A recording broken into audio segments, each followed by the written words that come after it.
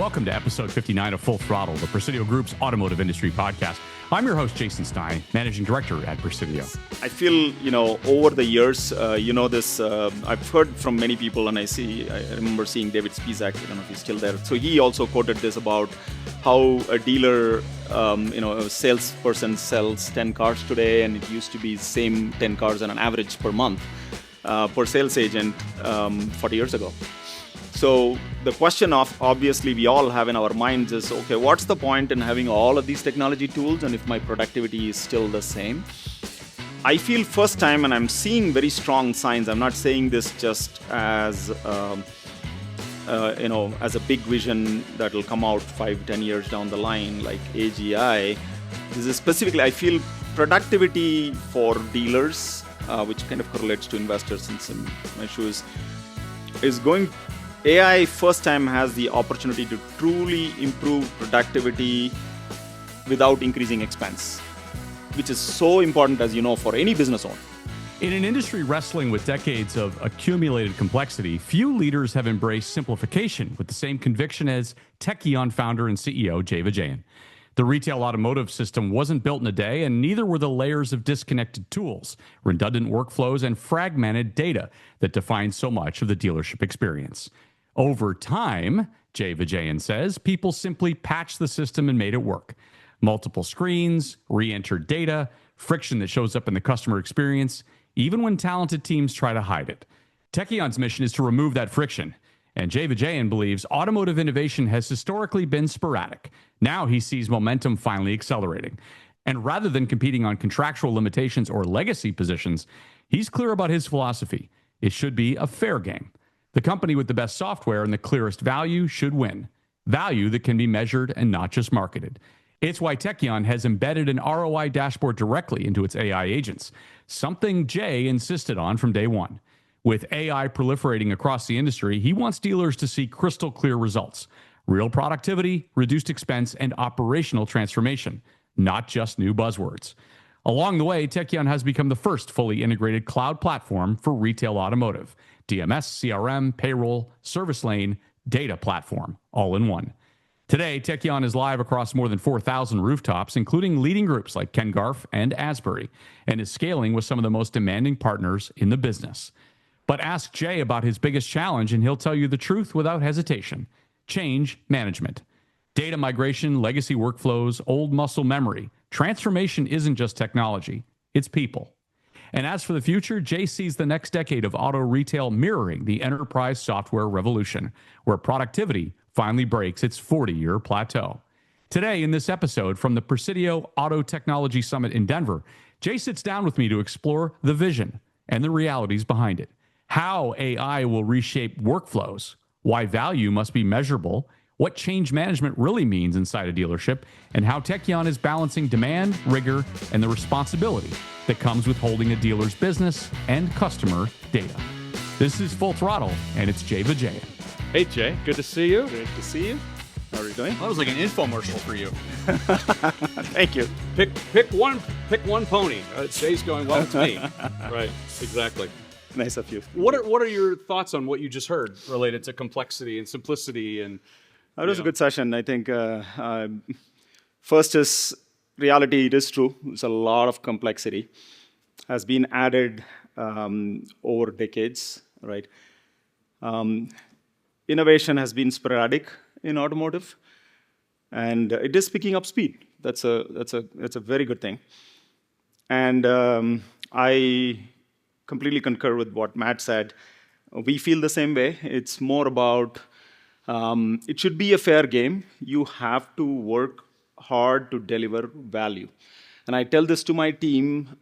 In fact, all of our AI agents, which we'll talk a lot more, I made it very clear to the team, my team, which we are already, when we deliver AI agents, with the AI agent, we have created something called as ROI dashboard. Because today, as you know, AI is prevalent. Everyone is using AI. There's a lot of APIs available from the large language model companies.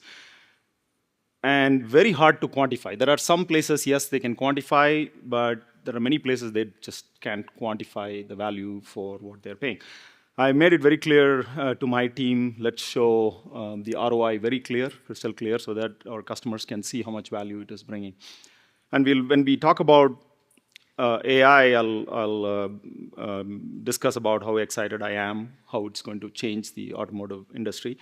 But coming back to that original topic that you asked, I feel it is the right thing to go as a fair game. Whoever has the best software needs to win. Best product that brings the best value to their customers need to win. I'm very much aligned with that topic. But at the same time, over a period of time, from a dealer side, as you may know, we used to own 2 dealerships. Yep. So on the other side, we did spend some time there. It is very important for dealers to look at their business and reduce fragmentation. Because whether they like it or not, they have great people patch it up and make it work, but the friction and the fragmentation does show to the clients.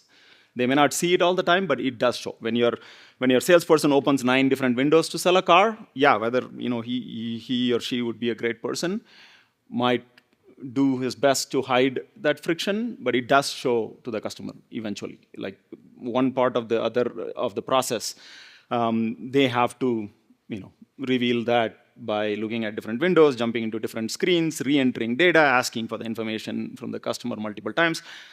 I've been there trying to shop cars different times, and you have seen this personally. I'm guessing you've gone through this in the past as well. Yeah. So simplification, absolutely, going back to that topic.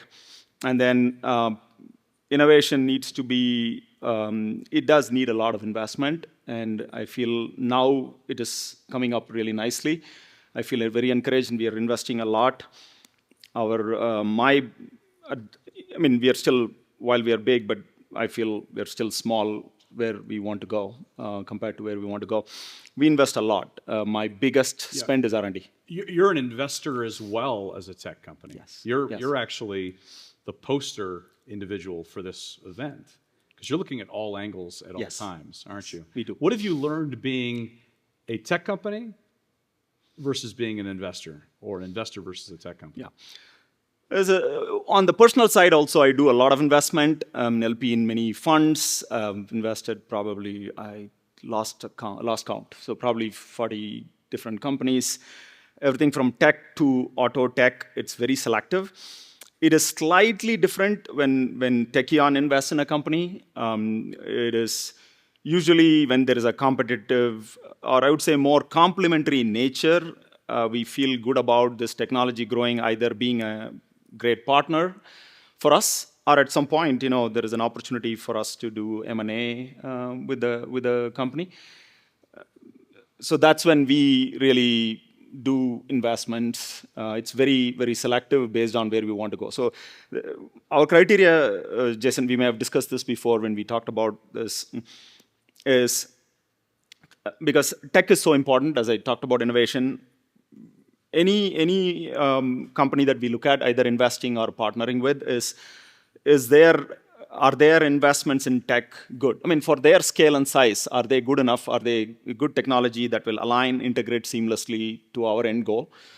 Of course, if it's complementary to what we are doing, that's great, preferable.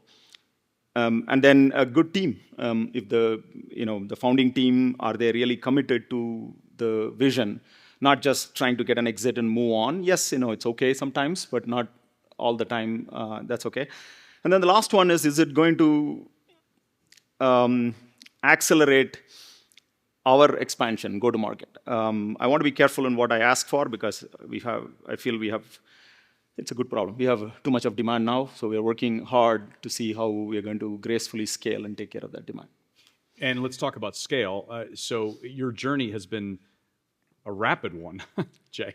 I mean, I remember when we first talked when you were just launching, and now here you are today. How many rooftops now? How many dealerships are you? So I'll say maybe somewhere between across all products, probably around 4,000. Core DMS, a little bit over 1,500, growing very fast. We're onboarding around 80. You're onboarding Steve Doherty, who was on stage earlier today. Yes, Ken he was Garf talking and about that. Yeah. Asbury is another big one. So we have several big customers, thanks to them trusting us and partnering with very closely. Yeah, we're onboarding probably around 80 rooftops on the DMS side. What's the hardest thing for you? A month. Okay. What's the hardest thing for you to do as a tech company in scaling? Very, very, very good question. It is. I am probably the last one used to say before. While I've been a CIO, I've done many big ERP changes. I've developed my own ERP or our own ERP at Tesla. Understand the entire complexity. We kind of underestimated the change management because we are such a big platform. It's DMS and CRM and payroll and service lane. Everything comes together first time in one platform. The best part is platform is still the easiest to use in the industry, which we get validation all the time that onboarding a new staff at a dealership is a matter of hours now. But at the same time, complexity in running the automotive business from the past changing to where they need to be today and the future, the change management I felt was the biggest thing. And we're doing everything. We have great people from the industry coming in to our professional services team. We're also using AI to smoothen the change management. Everything from learning, onboarding, how can we use tools to make it easier? Because the reality is DMS is DMS. It has everything from handling legacy data, which is decades old, and all kinds of variations of from our incumbent DMS companies have tons of versions in their own one software. So converting data, legacy data, cleaning that up, as you know, it's a big thing. Data is a big, big problem. That's where the CDP comes in. I heard the CDP discussion. We should talk about that as well. So my philosophy is when you have one platform, you need to make sure that the data is clean. One is, and we cannot take it easy as well. It is customer data. You're touching end consumer data. It could be you, it could be me, right? Our data. So it has to be business context involved. There are some things can be automated. We use AI tools to cleanse when we bring the data on board, but it has to be worked with our dealer partners. So data is the big piece. Configurations, setups, and workflows, and they're so used to using the DMS in a certain way. There are many of our dealers who have the right intention for the future, but they've worked around their entire processes. Doesn't matter how complex it is, because their team knows in their muscle memory on all the 200, 300 key codes how to operate, right? But it has been quite complex. So coming back to the change management, it's a too broad word. That's why I wanted to give the details. It is data, it's setups, it's configuration and workflows. Yep. That has been the biggest challenge for us to scale. The good thing is we're doing reasonably well. There is a lot of work to do for us to scale, better, faster, more gracefully. Is it still too painful? No, I would say it has come a long way. It is very subjective. I would say the good news is 80% is, I would say dealers have told us multiple times over, there are many of our customers who would watch for this, that it used to be like doing a heart transplant or heart and lung transplant to their business, doing a DMS change. They feel with Tekion, it is like ripping off a few band-aids. So it's not that difficult, which is a compliment, right? It's big. So 80 to 90% of our customers, that's the case. Right. There is always the 10% is painful.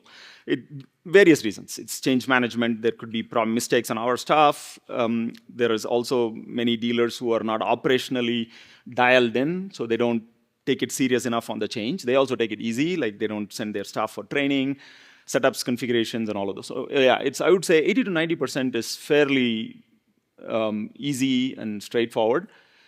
And the great thing consistently we see is once that change is over, it's anywhere between 30 to 180 days. It varies. Some dealers are literally the first week I get like phenomenal emails. It's a pattern, like how great it is. The nice thing is, I don't know if you've seen it. I've never seen any DMS company having customers going and raving in social media, how cool it is, how big of a change, how much of a difference it has made to their business. So we have that, which is awesome validation for us that we are doing something right. So it depends on how well we do collectively with the change management.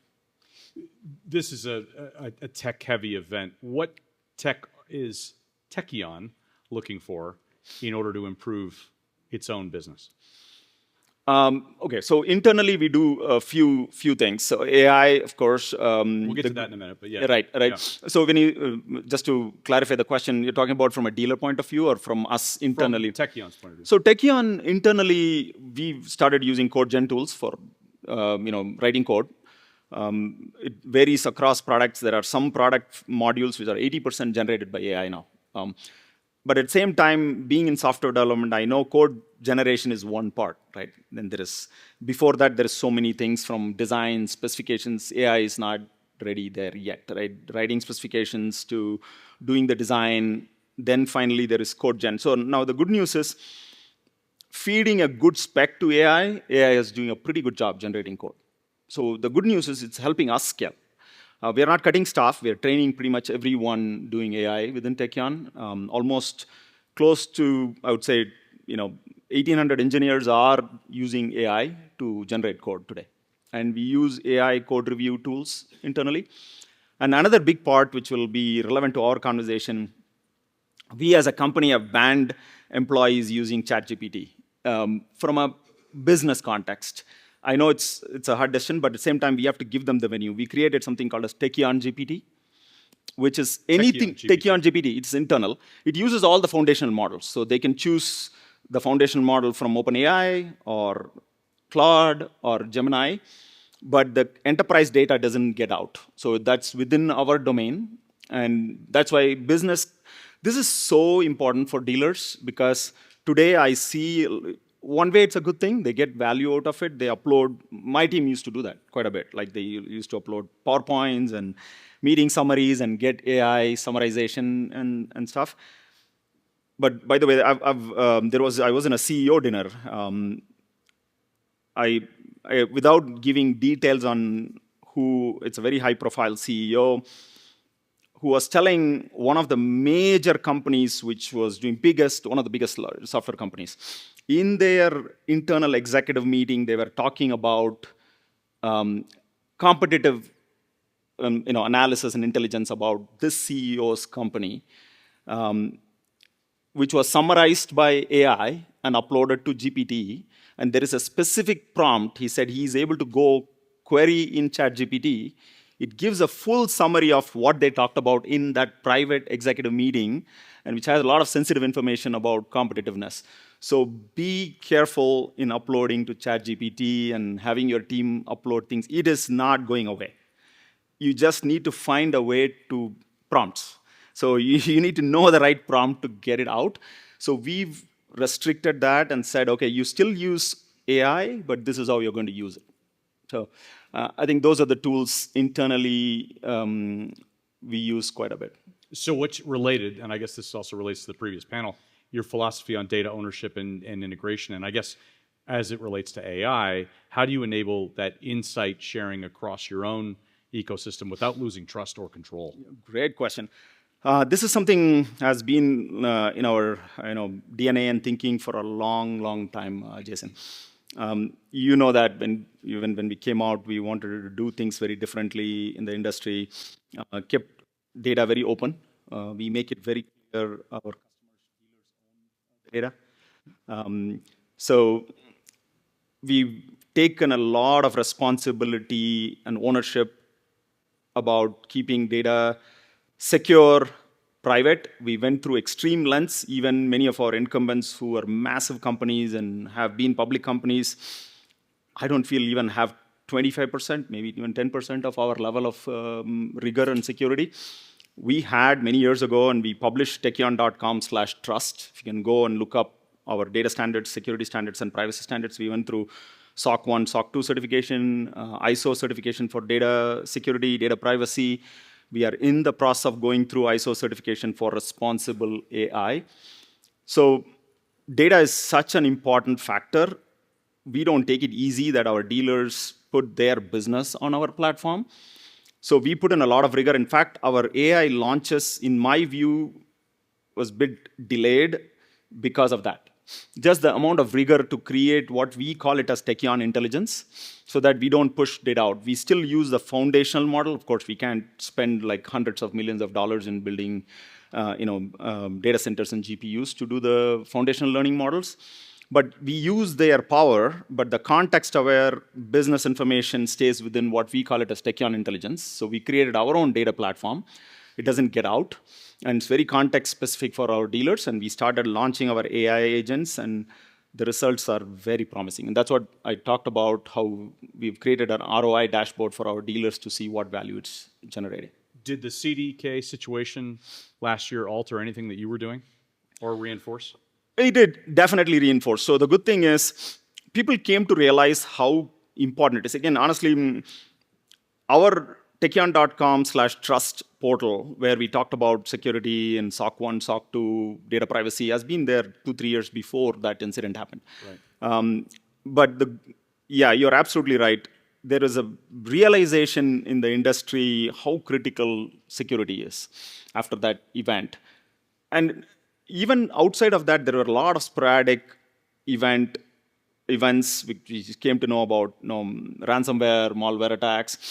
And we feel there are many, while you can't 100% prevent, but many of them are very much preventable with just keeping the discipline to keep your software up to date, keeping things more secure, how you operate, getting to know where your data is going, where it's coming from, some best practices and alerts, something like two-factor. Two-factor is basic. As today we all know, right. When you log into your banks, they force you to go through the two-factor authentication.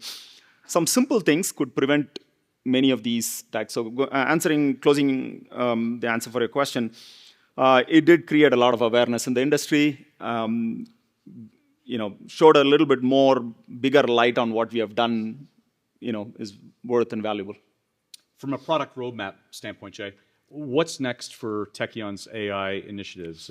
Predictive service, pricing optimization, omni-channel retailing. Yeah. What's in the mix? If it's okay, I want to give a bigger picture, Jason. I think it's important.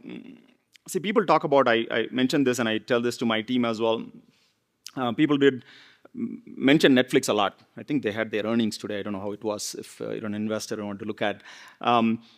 Netflix, this is a slightly different example. People talk about one of the things they did, of course, we all know how they shifted from DVDs to launching streaming. And then, of course, streaming is now everyone is doing streaming. So the idea, in my view, first on the Netflix side, I remember still they were shipping DVDs, and then they were giving streaming for customers, and I one of the early subscribers. But I was still going online and ordering DVDs, right? And then I was trying streaming, and it took 1 year to 2 years for me to fully convert into streaming, and then decided, okay, I don't need to do the ordering the DVD anymore. So the reason I gave that example is the way I tell this to my team and how we are approaching this. We are approaching launching our AI agents as the future, like streaming. We already started doing streaming, in our view, launching AI agents. The DVD is our typical UI, UX, when people have to click menus and buttons to go get what they want. So we have started this journey, and we want to give the power back to our customers to decide when they want to switch from UI, UX to full AI agents. And we have started this journey, and early results are very promising. In fact, while I was at lunch, I got an excited text from one of our very large dealers. I can show it to you after. I can read it if it's interesting. But how promising, how excited he is. His team used our early version. He's one of our early adopters for the next AI agent that we just launched. It's not public yet. How excited he is about the AI agent. So the idea is keep launching AI agents, which will be like streaming, where a dealer staff or a dealer principal, or it doesn't matter who the dealer user is, can go interact to the AI agent and in simple language give commands to the AI agent to go do it. And then when they decide to stop using UI UX, we'll reduce and stop the development of UI UX, but have a simple interactive interface to go do the interaction. So with that said, our roadmap-wise, we've launched our AI for CRM. It's still in early stages. We launched our AI agent for service, doing extremely well. In fact, we just finished our beta with like 30+ dealers, and then now we are already every week my team is launching, I think, around 25 dealers every week. So we are over like 150, 175 dealers within the last few weeks, and we're launching more and more. And we believe so much in the early results. We're giving 60-day trial to our dealers to use and see the ROI dashboard on how much value they're getting. And then if they like it, just go, purchase the AI agent to do. And we'll be launching more AI agents. So there is another extended one coming in service, mainly for campaigning and BDC, and then follow on with more AI agents. You're just going to continue to scale that side of the business aggressively. Yes. Yeah. Every area that matters for our dealers is what our focus is. And we've done a lot of research. We are very close to our dealers. I personally visit dealers almost every week. Last week, I was in different towns visiting dealers. Their feedback goes in quite a bit what we prioritize and how we prioritize our product roadmap. You've built deep partnerships, OEMs, dealer groups, investors, Asbury. What has the Asbury experience taught you about maybe even scaling innovation, and perhaps even within legacy frameworks? That's great. Big ones, like you said, Asbury, Ken Garf, extraordinary partners, right? With the scale comes in with the demand as well. In the best part is my team and myself personally, I spend a lot of time with our big dealer partners, including the executive team, the CEO as well. They've helped us a lot. They definitely have strong demands. They have a bigger voice and they should because of the size. But at the same time, it is very, very exciting and very promising to see how much value they are seeing. Some of these, big company executives have publicly commented how much they're excited. And the journey is great, and we are seeing more and more bigger customers. What it has allowed us to learn is scale. It requires different set because, like you said, as a public company, the stakes are much higher for them. So my team needs to live up to many things, including, which is another good proof point, is for us all the hard work we have done before. The good news is we didn't have to do a lot of heavy lifting now.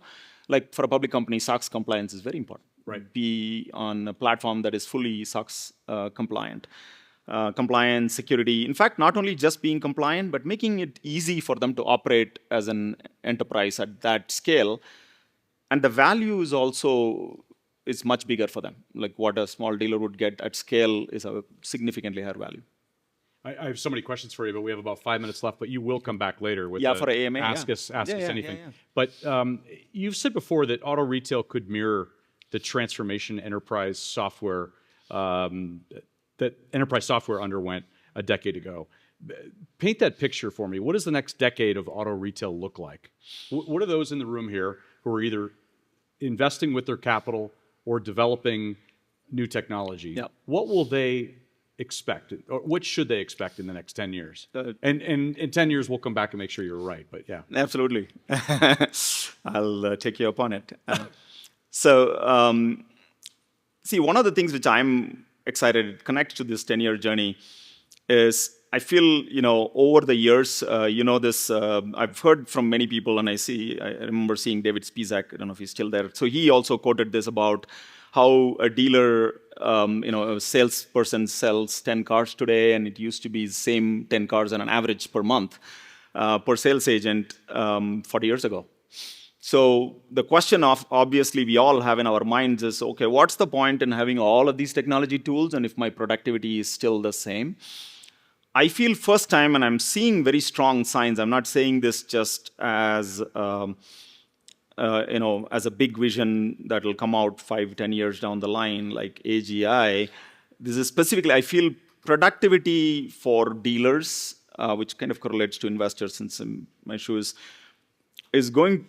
AI first time has the opportunity to truly improve productivity without increasing expense, which is so important, as you know, for any business owner, right? Because when I'm in that as well, right? When we grow our business, expenses linearly grow.